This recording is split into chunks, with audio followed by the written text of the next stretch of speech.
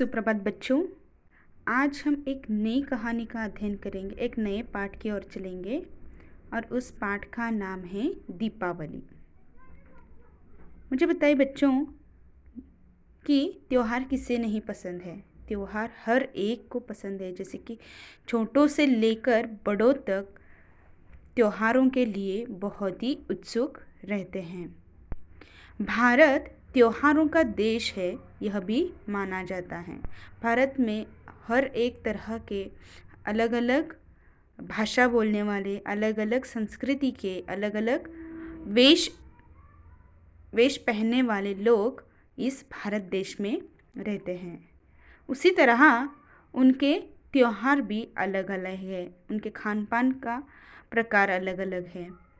लेकिन यहाँ पर भारत में हर एक इंसान हर एक त्योहार को बड़े ही धूमधाम से मनाते हैं। भला ही इनका मनाने का तरीका अलग हो, लेकिन यह त्योहार जो भी अपना त्योहार है वो बड़ी ही उत्सुकता से, बड़ी ही आनंद से मनाते हैं।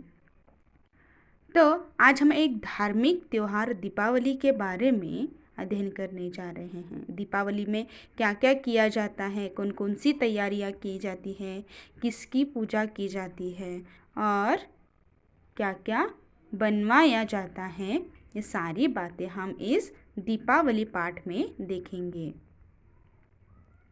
आज वरुण और वंशिका बहुत खुश है।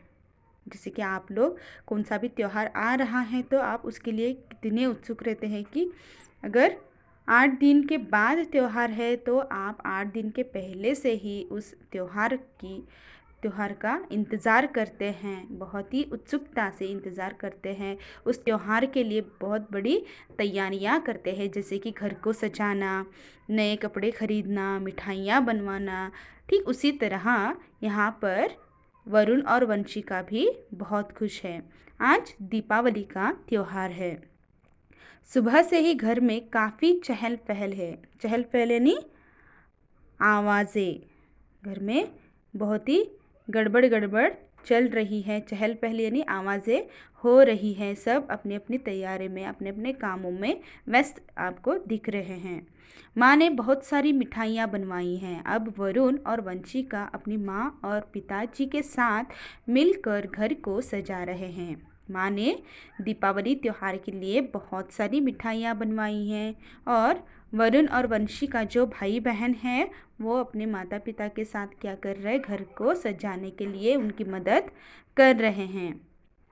उनके पापा छत और खिड़की पर लाइट्स यानी लाइटिंग्स लगा रहे हैं। जो वरुण और वंशिका के पापा हैं वो क्या कर रहे हैं, खिड़की और छत यानी टेरेस, खिड़की यानी विंडो पर लाइटिंग्स लगा रहे हैं। मम्मी बंधनवार लगा रही है। मम्मी चौखट पर जो वूल से बनाया हुआ बंधनवार होता है वो लगा रही है। दीपावली को आम के पत्ते भी लगाए जाते हैं चौखट पर। वंशिका और वरुण मिलकर रंगोली के लिए रंग तैयार कर रहे हैं। आप देख सकते हैं कि चित्र में कि चौखट के सामने वरुण और वंशिका दोनों मिलकर रंगोली बना रहे हैं। दादाजी पूजा का सामान और पटाखे लाने बाजार गए। दादाजी पूजा का सामान और पटाखे लाने के लिए कहाँ पर गए हैं, बाजार गए हैं। दादी जी पूजा की तैयारियों में जुटी हुई है। जुटी यानी व्यस्त है। आप अंदर देख सकते हैं कि दादी जी वहाँ पर मंदिर के सामने बैठी हुई है और पूजा की तैयारियां कर रही है। शाम तक घर सज गया। चारों तरफ जगमग जगमग हो रही है। सब ने नए कपड़े पहने। सब ने मिलकर गणेश लक्ष्मी की पूजा की। शाम हो गई, सारी तैयारी हो चुकी है। लाइटिंग्स जला रहे हैं और उस लाइटिंग्स की लाइट से सारे घर में बहुत अच्छा प्रकाश आ रहा है। आपको पता ही है कि दिवाली पर हम सारे घर में क्या करते हैं, लाइटिंग्स वगैरह लगाते हैं, कार्तिक लगाते हैं।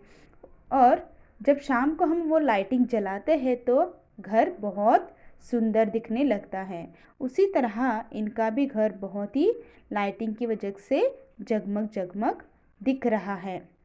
उसके साथ साथ सब लोगों ने नए कपड़े भी पहने हुए हैं। सबने मिलकर गणेश लक्ष्मी की पूजा की। जैसे कि हमारे अगर दुकान है, कोई कंपनी है, कोई घर घर में सारे क्या करते हैं, हम लोग गणेश लक्ष्मी जी की पूजा करते हैं। और जब हमारे दुकानों की पूजा रहती है, कौन सा भी व्यवसाय हो, उसकी जब हम गणेश लक्ष्मी जी की पूजा बड़ी ही धूमधाम से मनाते हैं। और तब हम मेहमानों को भी अपने घर बुलाते हैं। उसी तरह यहाँ पर भी गणेश लक्ष्मी जी की पूजा हो गई।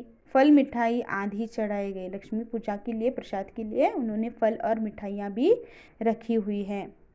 सब ने प्रसाद ग्रहण करने के बाद वरुण और वंशिका बेचैन हो गए। प्रसाद ग्रहण करना यानी खाना। प्रसाद खाने के बाद वरुण और वंशिका बेचैन हो गए। बेचैन यानी व्याकुल। बहुत ही एक्साइटमेंट है कि अब हम पटाखे जलाएंगे। दादाजी अब हमें पटाखे दीजिए ना। दोनों जिद करने लगे कि दादाजी को बोलने लगे कि अब सारी पूजा हो गई, सारी तैयारी हो गई, प्रसाद भी खा लिया, अब दादाजी हमें क्या करिए, पटाखे दीजिए ना। दादाजी ने बोला, हाँ बच्चों, चलो बाहर बरामदे में चलो। दादाजी ने बच्चों से कहा, ठीक है कि अब मैं आपको पटाखे दे दूंगा और क्या करना है, पटाखे बाहर बरामदे में यानी घर के बाहर चलाने हैं। तो हम सब लोग बाहर चलते हैं।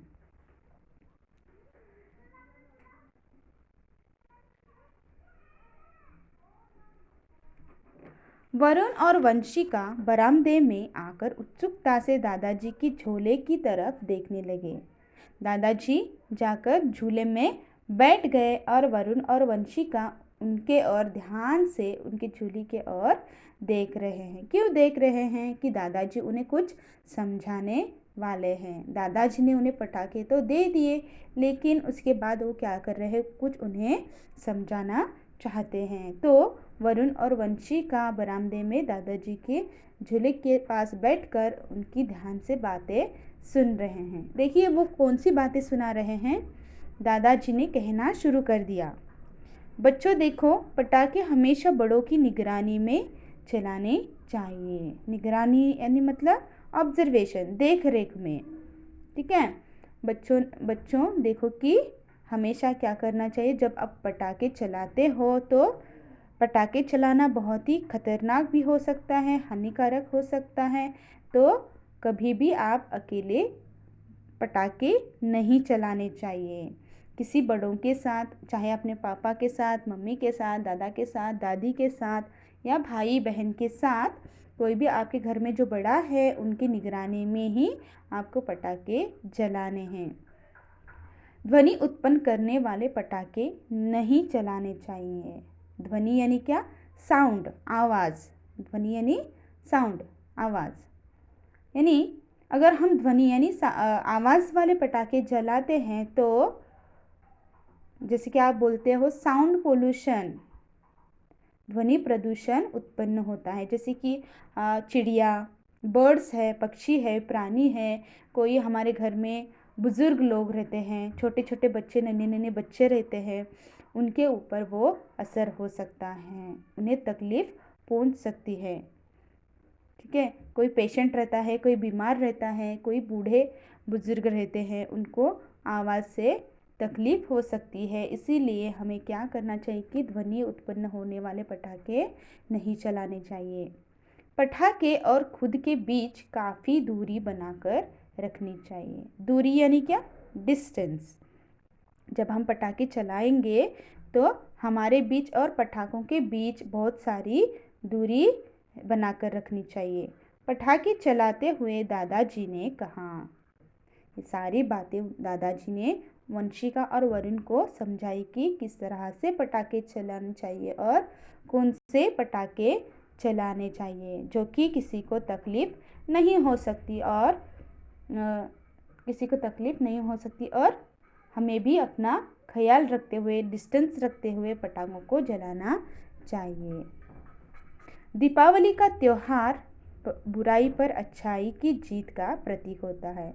इस दीपावली का उद्देश्य यही होता है कि बुराई पर अच्छाई की जीत। यानी क्या, अगर हम त्योहार के पहले हम अगर दुखी हैं, हमारे ऊपर कोई संकट है, कोई समस्या है, तो भी हम क्या करते हैं, आने वाले त्योहार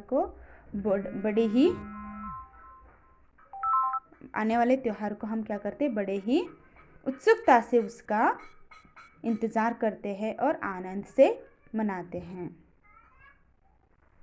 उद्देश्य, इस पाठ से हमें यह सीख मिलती है कि भारत के प्रमुख त्योहारों में से एक दीपावली भी है। दीपावली, यह त्योहार बुराई पर अच्छाई की जीत का प्रतीक होता है। यहाँ पर यह पाठ समाप्त होता है। धन्यवाद।